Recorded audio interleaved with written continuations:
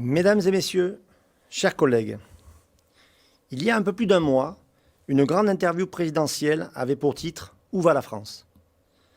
Alors, puisque je suis, après tout, moi aussi président, je vais emprunter ce titre une seconde. Où va la France? La réponse est, de notre point de vue, relativement simple. Vers un vieillissement certain de sa population. Rendez-vous compte, il y a 30 ans, l'âge médian des Français était de 34 ans. Il dépasse les 41 ans aujourd'hui. Et demain? En 2040, un tiers de la population aura plus de 60 ans. Notre pays vieillit, c'est une réalité tangible, mesurable, prévisible. S'adapte-t-il pour autant à cette nouvelle donne? Non.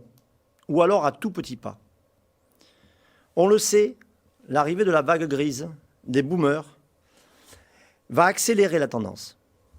Elle va impacter toute notre société, le marché du travail, le système de soins, l'aménagement urbain, les logements, les loisirs, les dépenses de santé, la croissance économique. Sans parler bien sûr du secteur médico-social directement concerné. Les gouvernements qui se sont succédés ces dernières années ont-ils pris la pleine mesure du bouleversement social et sociétal? Vous comme moi connaissons la réponse. Non. Ont-ils même pris la mesure de la crise actuelle du secteur du grand âge, des difficultés extrêmes de nos professionnels, des besoins abyssaux des personnes âgées et de leurs familles? Oui, bien sûr, diront certains. En partie, diront d'autres, moins politiquement corrects ou plus réalistes. Je serai quant à moi plus acerbe. Non, loin de là. Le compte n'y est pas. Entendons-nous bien, je ne vais pas dresser un procès en inaction des précédents gouvernements et encore moins du quinquennat qui s'achève. Ce n'est pas mon propos. D'ailleurs, nul ne nie qu'il y a eu plusieurs avancées depuis 2 ans, dont quelques-unes majeures, voire même historiques. Les aurions-nous obtenues sans la crise sanitaire? Rien n'est moins sûr, même si, reconnaissons-le, une dynamique s'était engagée avant le Covid avec les divers travaux et rapports commandités par le gouvernement et les prémices de réforme. Ne faisons donc pas la fine bouche. La pandémie a été à la fois un élément générateur et accélérateur de décisions notables que nous avons saluées. J'en veux pour preuve le Ségur de la santé qui, décidé en pleine crise Covid pour les hôpitaux, a d'abord été étendu aux EHPAD, puis, non sans lutte de notre part, à certaines résidences autonomie le mois dernier dans le cadre de la loi de financement de la sécurité sociale. Ces revalorisations salariales contribuent à la reconnaissance des métiers du secteur. De même, le Ségur de l'investissement constitue un effort majeur de l'État pour rénover et moderniser nos établissements. J'en veux aussi pour preuve la mise en œuvre de l'avenant 43 de la BAD, ainsi que l'instauration d'un tarif plancher des interventions à domicile, dont l'État s'est engagé à financer une partie non négligeable. J'y vois une double satisfaction. L'une pour la FNADEPA, car l'État a entendu nos appels en faveur d'une équité territoriale pour les services à domicile. L'autre vis-à-vis de l'État, qui semble ainsi mettre en adéquation sa volonté d'approche domiciliaire avec un vrai engagement financier pour nos services à domicile. J'en veux enfin pour preuve la création de la 5e branche de la sécurité sociale, attendue depuis près de 20 ans. 20 ans. Dire qu'il aura fallu la canicule de 2003 pour identifier la perte d'autonomie comme nouveau risque de protection sociale et la pandémie de Covid-19 pour voir naître la nouvelle branche de la sécurité sociale dont la gestion est confiée à la CNSA et à son conseil, et c'est heureux. Ces 3 mesures importantes concourent à transformer notre modèle d'accompagnement dans le bon sens. Encore une fois, nul ne le nie. Oui, mais le compte n'y est pas. Chers amis, rappelons-nous, la réforme du grand âge devait être l'un des grands marqueurs sociaux du quinquennat. 5 ans après, malgré les promesses au plus haut niveau, les efforts budgétaires, les mesures, les rapports à répétition, sans parler bien sûr de l'engagement inouï des professionnels face à la crise sanitaire, on attend toujours le grand soir, la réforme cohérente, globale et pérenne dont notre secteur a un besoin vital. D'abord, les mesures prises restent insuffisantes pour redynamiser les effectifs, reconnaître à leur juste valeur ces métiers pourtant passionnants, améliorer les conditions de travail, donner envie aux jeunes et aux moins jeunes de venir travailler dans notre secteur. Ensuite, ces mesures ne garantissent toujours pas la pérennité de nos structures. Au contraire, elles en déstabilisent certaines, engendrant parfois une concurrence déloyale entre elles. Or, déshabiller Pierre pour habiller Paul n'a jamais été une solution, encore moins lorsque les ressources humaines sont quasiment à sec. Enfin, les moyens budgétaires ne suivent pas. L'enveloppe dédiée aux augmentations salariales du Ségur a été sous-évaluée. Le résultat, vous le connaissez. Plusieurs d'entre vous nous ont alertés dès septembre. Nous en avons bien évidemment averti les ministres et les parlementaires dans le cadre du projet de loi de financement de la sécurité sociale. Sans succès, hélas. La LFSS, adoptée le mois dernier, ne comprend aucune enveloppe supplémentaire. Or, l'enquête flash menée par la FNADEPA démontre qu'il y a, par exemple, un écart entre les besoins réels de financement du Ségur et la dotation versée pour presque 80% d'entre vous. Il manque en médiane 25 000 € par EHPAD en 2021 pour financer le Ségur et 17 000 pour la prime grand âge. Ces médianes cachent des valeurs extrêmes qui sont rares, certes, mais très préoccupantes pour les structures concernées, allant parfois jusqu'à plusieurs centaines de milliers d'euros. Alors que faire? Si quelques rares ARS ont apporté un financement complémentaire, celui-ci reste insuffisant pour compenser les pertes. D'autant plus que cette sous-dotation vient s'ajouter à l'absence de prise en charge depuis presque un an des surcoûts et des pertes de recettes liées à la crise sanitaire qui ont déjà grevé les budgets. À ce rythme, quel choix va-t-il bientôt rester au directeur? Augmenter les prix de journée? Suspendre le versement du Ségur ou de la prime grand âge? Réduire la qualité des prestations? Tout cela est inadmissible. Et les mêmes problèmes se posent pour nos services à domicile, tout aussi concernés par des mesures sous-évaluées.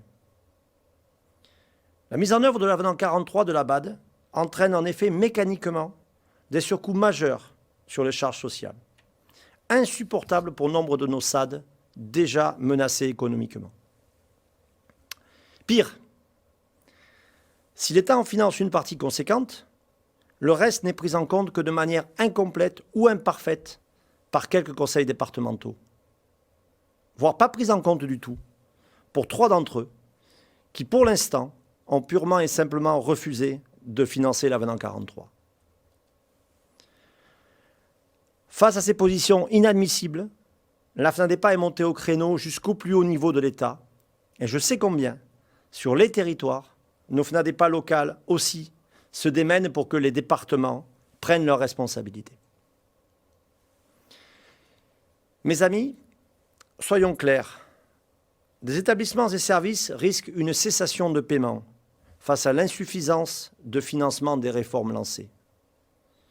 Le Ségur, la prime grand âge et l'avenant 43 sont pourtant des avancées majeures, mais dont la mise en œuvre, incomplète et imparfaite, conduit paradoxalement à fragiliser encore davantage notre modèle au lieu de le consolider. Quel gâchis! Comme vous, je suis inquiet quant à l'avenir de nos structures et de notre offre d'accompagnement. Combien de temps encore certaines mairies vont-elles accepter de mettre la main à la poche pour soutenir leurs CCAS? Combien de temps encore les petites structures, mono-établissements, vont-elles survivre si des ARS se mettent à limiter les PAI aux grands établissements? L'offre se transforme et c'est nécessaire. Mais cette transformation ne doit pas se faire à n'importe quel prix. La proximité territoriale, la réponse aux besoins, la qualité de l'accompagnement, la taille humaine, un financement adéquat sont autant de conditions nécessaires à sa réussite. Voilà les valeurs auxquelles nous croyons. La réforme qui s'imposait n'a pas été faite.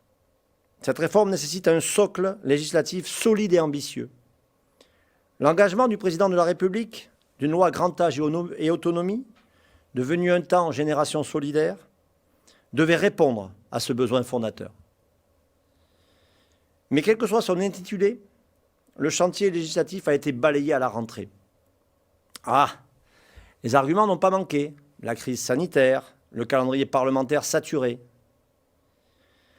Pour ma part, j'y vois surtout une non-décision qui a conduit à un abandon pur et simple d'un texte pourtant essentiel.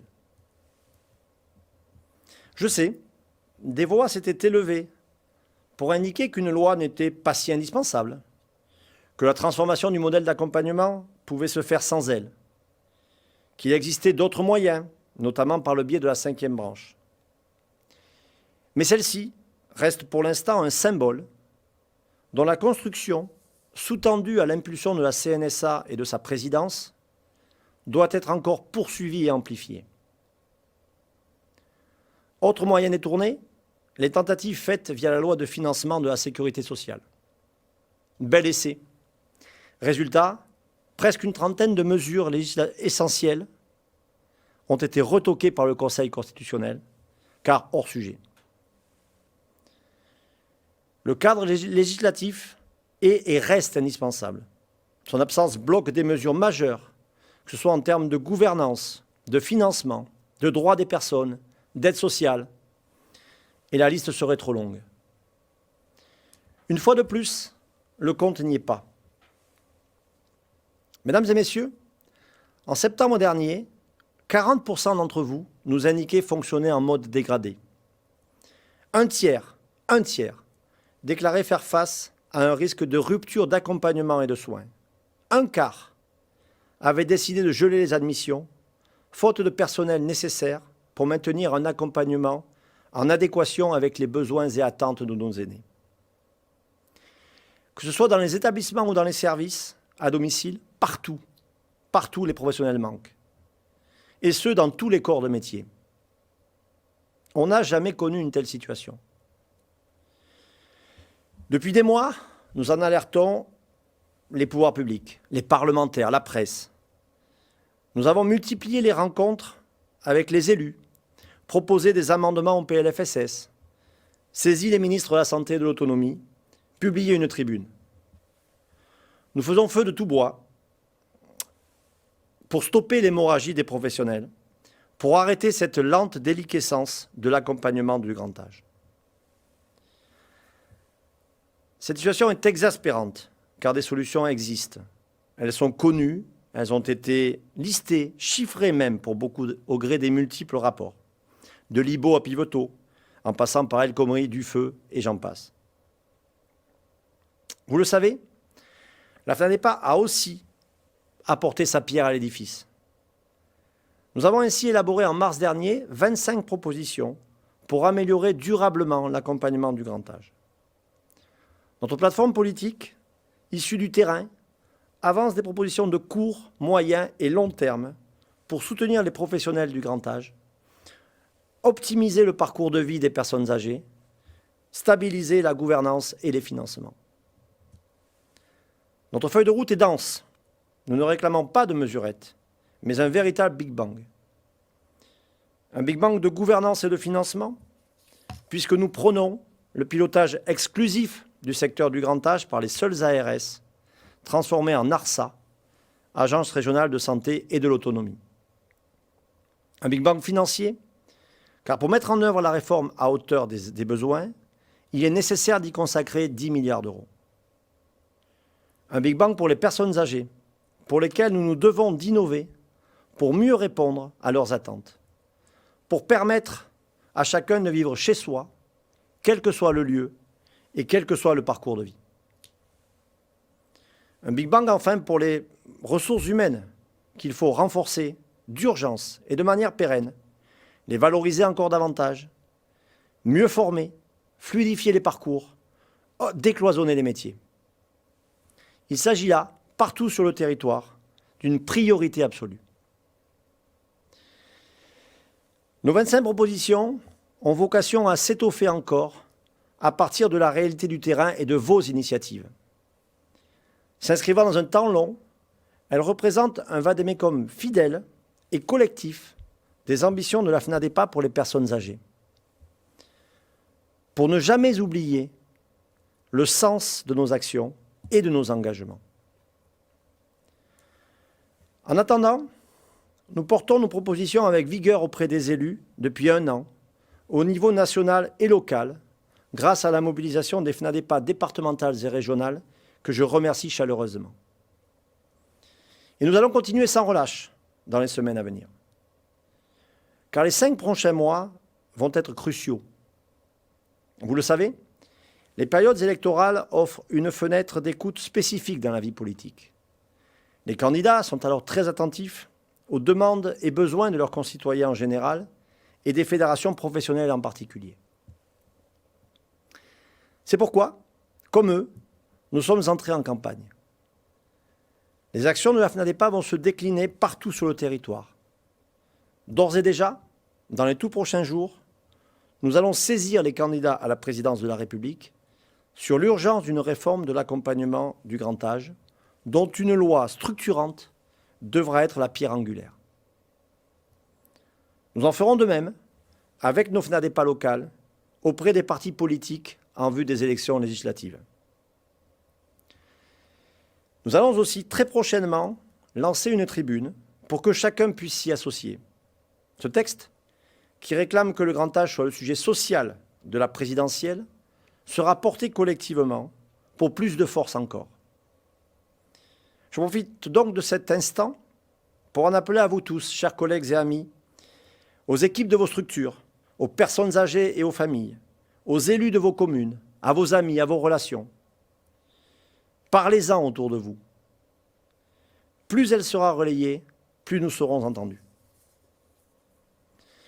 Nous allons enfin inviter les conseils de vie sociale à débattre des attentes prioritaires des personnes âgées et de leurs familles, dès que les conditions sanitaires le permettront. Leurs avis viendront encore nourrir nos propositions et formeront un terreau utile pour les élus de la République. Au-delà de l'urgence d'une réforme, nous allons ainsi nous battre pour que les futurs élus prennent en compte toutes les dimensions du vieillissement. Nous voulons qu'ils intègrent dans leur programme une réforme sociétale du grand âge, traitant de la solidarité entre les générations, de la place donnée à nos aînés dans la société, de la mobilité et de l'accessibilité dans les villes, de l'exercice de la citoyenneté. Au fond, que tous ces candidats prennent conscience de l'urgence pour notre nation d'adapter la société à l'avancée en âge de ses citoyens et qu'ils fassent une place au soutien à l'autonomie dans toutes les politiques publiques. Toutes les politiques publiques. Je suis convaincu que nous saurons faire entendre cette voix collective et obtenir des engagements forts dont nous tiendrons le compte. Car, à la différence des mandats politiques, la FNADEPA sera toujours là dans 5, 10 ou 20 ans. Aucun d'entre nous n'acceptera un nouveau report, une nouvelle dilution des ambitions pour le grand âge. Nous saurons rappeler les promesses de campagne au regard des réalités du terrain. Mesdames et messieurs, chers amis, nous fêtons cette année les 60 ans du rapport Larocque et les 20 ans de la loi du 2 janvier 2002. 2 textes fondateurs pour notre secteur. Mobilisons-nous pour que 2022 soit aussi celle d'une nouvelle ambition pour qu'enfin, le compte y soit pour nos aînés d'aujourd'hui et de demain. Je vous remercie de votre attention et je passe la parole dans quelques instants à Valérie Lespès, journaliste à l'APM Gironto News, qui va animer cette matinée. Merci à tous.